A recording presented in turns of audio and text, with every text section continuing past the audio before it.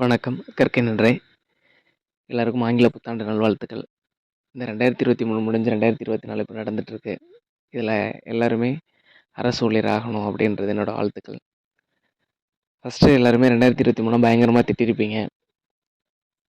அந்த வருஷத்துல நடந்த நெகட்டிவான விஷயங்கள் மட்டும் உங்களோட மைண்ட்ல வந்துட்டே இருக்கும். இந்த மாதிரி நடந்துருச்சு. இந்த வருஷத்துல எனக்கு சக்ஸஸ் இல்ல. ஃபேமிலில இந்த மாரி ஒரு பிரச்சனை வந்துச்சு. அப்படி சொல்லிட்டு ஏதாச்சும் புலம்பிட்டே இருப்பீங்க. ஃபஸ்ட்டு இந்த புலம்புறத இந்த 2024ஓட ஸ்டாப் பண்ணிருங்க. 2023ல உங்களுக்கு பாசிட்டிவான விஷயங்கள் என்னென்னலாம் நடந்துச்சு அப்படின்னு சொல்லி யோசிங்க. அத நினச்சு சந்தோஷப்படுங்க. First 2023க்கு thanks சொல்லிக்கங்க. 2024ல உங்களுக்கு எல்லாமே பாசிட்டிவா தான் நடக்க போகுது. ஏன்னா உங்களுக்கு பிளானர் விட்டுட்டாங்க. இதுபடி தான் இனிமேல் எல்லா எக்ஸாம் நடக்க போகுது. முன்னாடி இப்போ ப்ரிப்பேர் பண்ணிட்டு இருக்க எல்லாத்தையுமே நான் கேட்கும்போது எல்லாரும் சொல்ற ஒரே விஷயம், எனக்கு படிச்சது மறந்து போகுது. என்னால டைரக்ட்டா கொஸ்டினுக்கு ஆன்சர் பண்ண முடியல. இன்னும் நான் சிலபஸ கவர் பண்ணி முடிக்கல. படிச்சாலும் படிச்ச மாதிரி இல்ல. எனக்கு பயமாவே இருக்கு. அப்படின்னு சொல்லிட்டு இருக்காங்க. ஃபஸ்ட்டு நீங்க உங்கள பாசிட்டிவா நினைங்க. உங்க மைண்ட்ல பாசிட்டிவ் திங்கிங் மட்டுமே இருக்கட்டும்.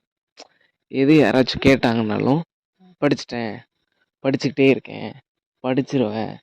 ஒரு டைம் படிச்சிருக்கேன், எனக்கு ஞாபகம் இருக்கு. இன்னொரு டைம் நான் படிச்சேன்னா என்னால ஆன்சர் பண்ண முடியும். அப்படின்னு பாசிட்டிவா பேசி பழகுங்க. நீங்க எனக்கு தெரியல, மறந்துருச்சு, படிக்கணும், படிச்சதெல்லாம் ஞாபகமே இல்ல அப்படின்னு நீங்க நெகட்டிவா பேச பேச, அது ரிஜிஸ்டர் ஆயிரும். ஓ! நமக்கு தெரியலையோ! ஓ! நமக்கு படிச்சது மறக்குதோ! அப்படின்ற மாரி. அதனால உங்க திங்கிங் எல்லாமே பாசிட்டிவாவே இருக்கட்டும். கண்டிப்பா இந்த 2024 எல்லாருமே அரசு ஊழியரா வந்துருவீங்க. அதுக்கு என்னோட வாழ்த்துக்கள். All the best.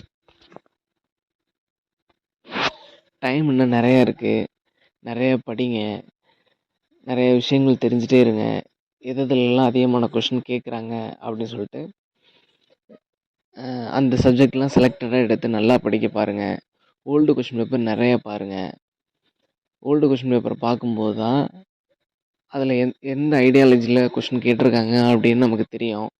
ப்ளஸ் அந்த ஐடியால நம்மளும் படிக்க ஆரம்பிப்போம். ஃபஸ்ட்டு குரூப் டிஸ்கஷனில் இருங்க. உங்களுக்கு தெரிஞ்சவங்க கூட நல்லா படிக்கிறவங்க கூட சேர்ந்து படிங்க.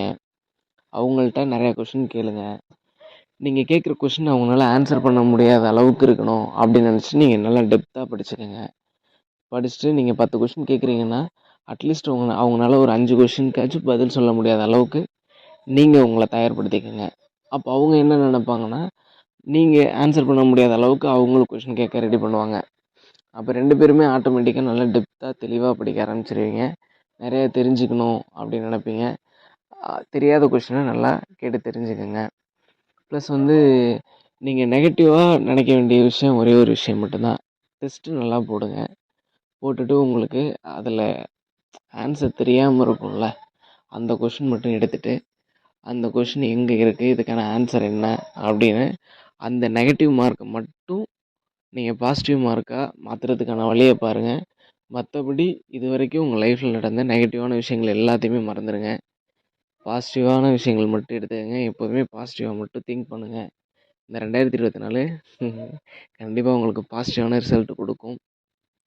வாழ்த்துக்கள்.